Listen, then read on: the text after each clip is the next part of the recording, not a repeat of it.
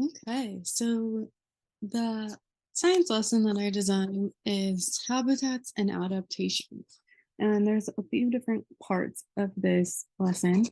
But first, I'm going to go over the objectives. And I would do this with the students too, so that they kind of know what is going on, although I might not give them the full wording. I might give them kind of like a short list of like, we're going to do this, this, this, and this during this lesson. So students will identify and define habitat and discuss how it changes for different species. Students will identify and define adaptations and directly relate examples of adaptations to that animal's habitat. Students will describe their own habitat in detail and identify other plants and animals that share their habitat. And students will show their understanding by creating an animal of their own, identifying adaptations and components of that animal's habitat. So the way this lesson will start ideally is with a field trip. I would like to take students actually to a zoo, although we don't have a traditional zoo here in Montana. So in my field trip document, I listed a lot of places that you could possibly take them depending on where we are in Montana. But for the purposes of this lesson, I'm going to pretend that we are going to a traditional zoo. So first things first, we're gonna head on the bus, get to the zoo. We're gonna go over some safety things and stuff on the bus on the way there. When we get there, I will briefly define what a habitat is and what an adaptation is. And I won't get into like super details about it because we're going to do that later and in the exploration phase of this lesson. But I want students to know what those things are so that when we're at the zoo, they can be looking at the habitats and thinking about adaptations. And so students should be asking themselves on this trip to the zoo, like, what type of habitat am I in right now? What type of habitat is that? What makes a habitat? Like, I know what it is kind of, but what parts of the habitat are there? How big can they be? How small can they be? Do all animals have a habitat? And what kind of habitat do I live in? Kind of questions like that that they should be pondering as they're going around the zoo and looking at the animals. And then when we get back to the classroom, I'm going to split them into pairs or small groups depending on the age or the age. This is for third grade, but depending on the class and how much help I have and how much time we have. So pairs are small groups, and then I'm going to start going through the slideshow that I made. So I will share that right now. Okay, so this is the first slide in the slideshow. So when students are in pairs or small groups, I'm going to show them this slide that says, what does your habitat look like? As well as this slide that says, what adaptations do you have? So I'll give them about 15 to 20 minutes in their pairs or small groups to work on these two questions. And in my worksheet attachment, I gave them a space to kind of write notes or draw for this activity. So we'll start with, what does your habitat look like? And I'll leave this up there for them so they know what they're thinking about. Give them maybe 10 minutes to work on that. And then switch to this one, give them maybe 10 minutes to work on that. So as they're working on this in their small groups, I will be walking around the room and kind of doing a formative assessment of what they're talking about and kind of see who's understanding it and who's not. And some like questions that I'll use to help them think harder about stuff if they're really clicking, or help guide them in the right direction if they're struggling, are like, what is the most important part of a habitat and what's your reasoning for that? um who has adaptations? Does every living being have adaptations or not? How can you determine what is part of a habitat? How can you identify an adaptation in yourself?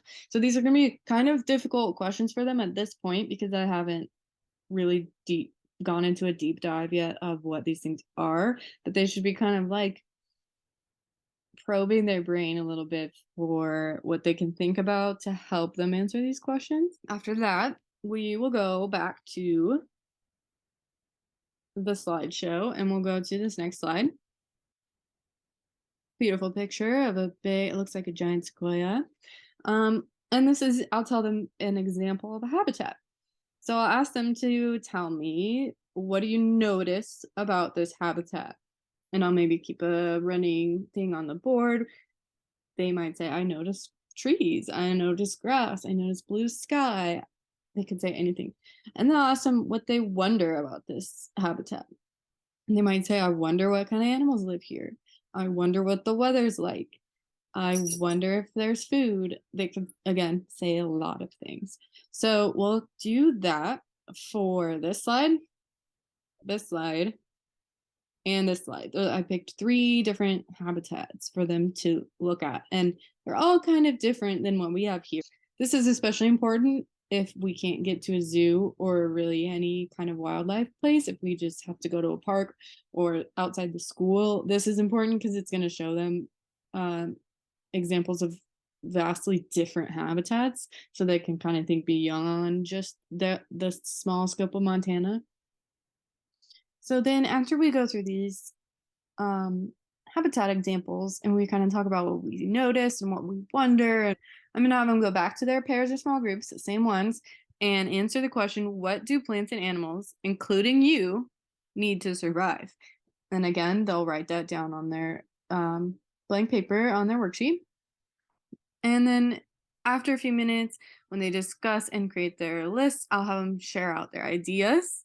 And then this is when we'll officially label the 5 components of habitat. So I expect that most of them will get most of these. They might miss space and air, is what I'm anticipating, simply because those are not things we usually think about. Like they're kind of a given. Like there's space everywhere and air everywhere, at least in the mind of a 3rd grader. So I'll move them through these slides and they'll help me identify all 5 components. So the picture on this slide is gonna give them a clue. For this one, I'll say, what's the first component? And they'll say food. Then for this one, they'll say water, shelter, air, and space. Some of the higher order thinking questions that I will ask about habitat during this portion of the lesson are, how can you describe a habitat using only 5 words? So I might ask them that before I tell them the 5 components of habitat and see if they kind of come up with that on their own. How would you modify this habitat to work for you for a fish? I might ask them that during one of the habitat examples.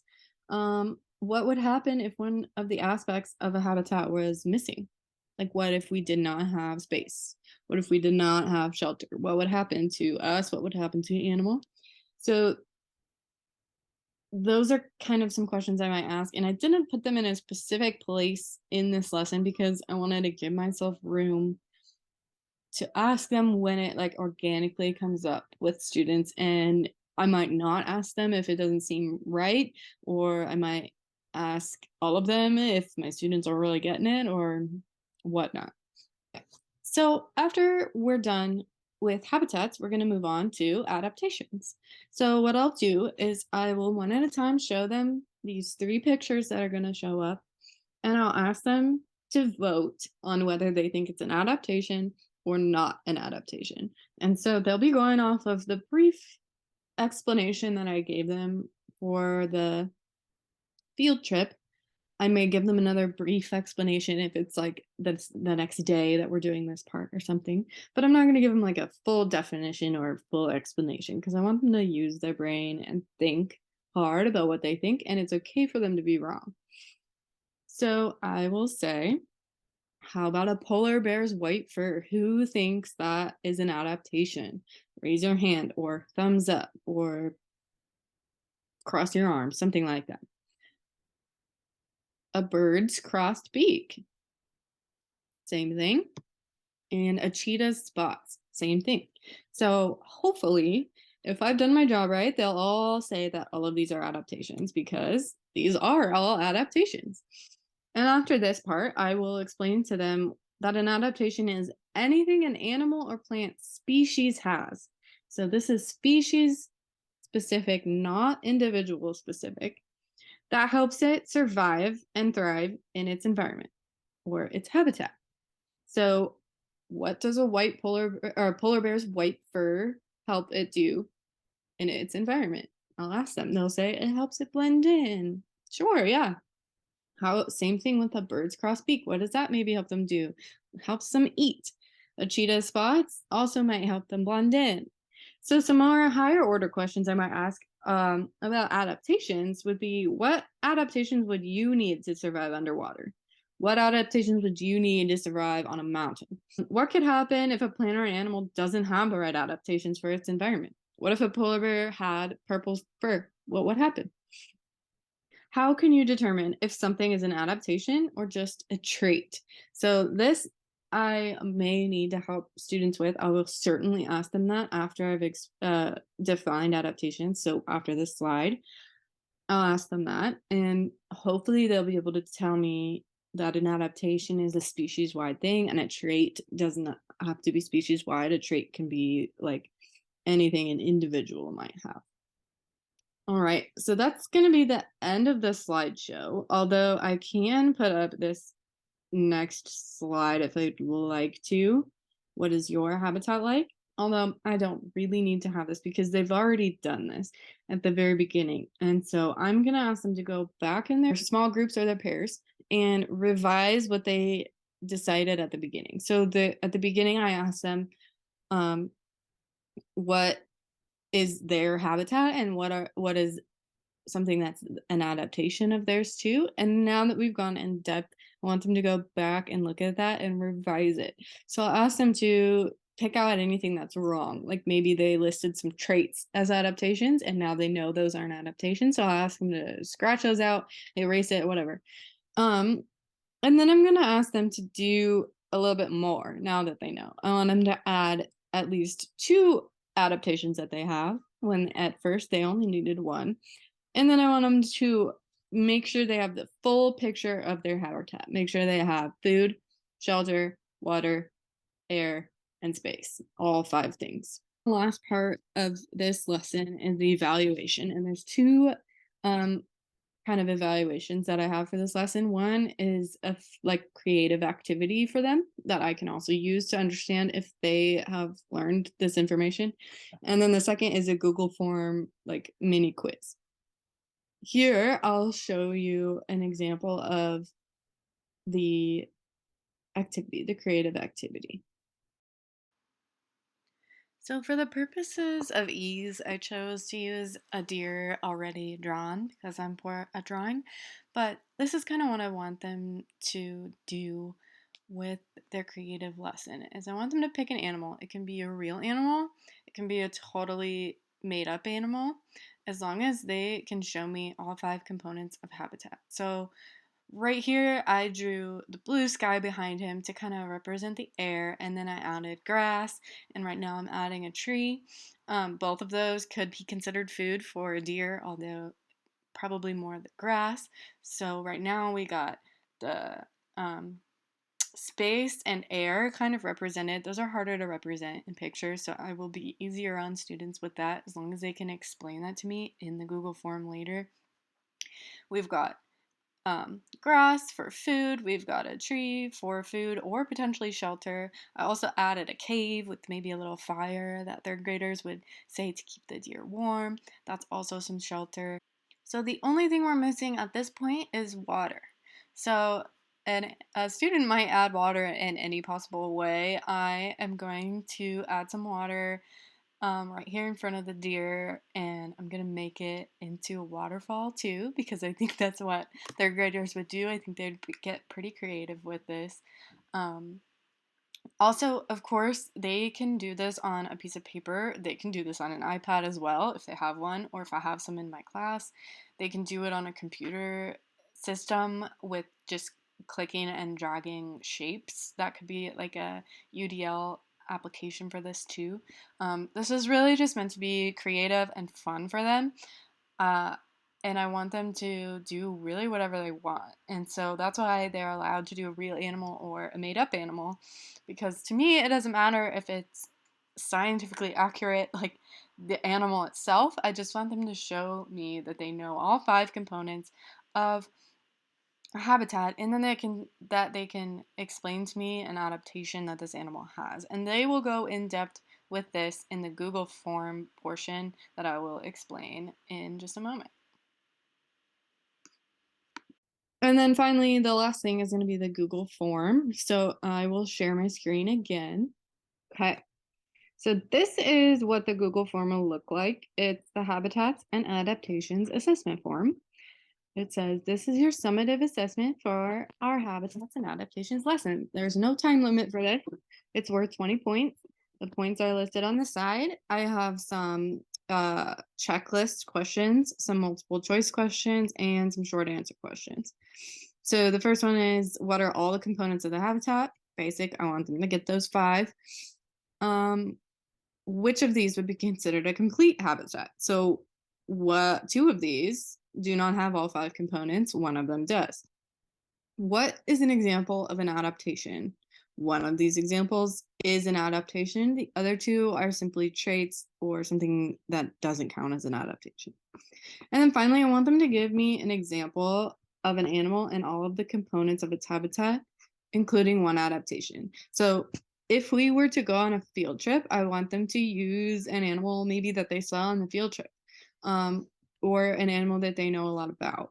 And then this last question is different because this last question is gonna, it's basically, I want them to tell me about their animal that they drew and created. It should have a name, whether it's a real or a made up animal. It should have all of the habitat components clearly in the picture. It should have 2 adaptations that are related to the habitat that it's in. And I want them to give me one fun fact about that animal too. That's all there is to this evaluation.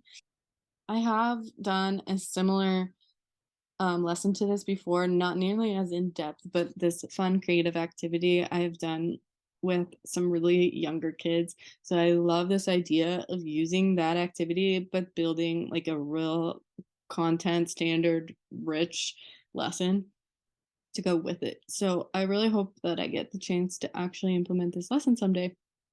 Thanks.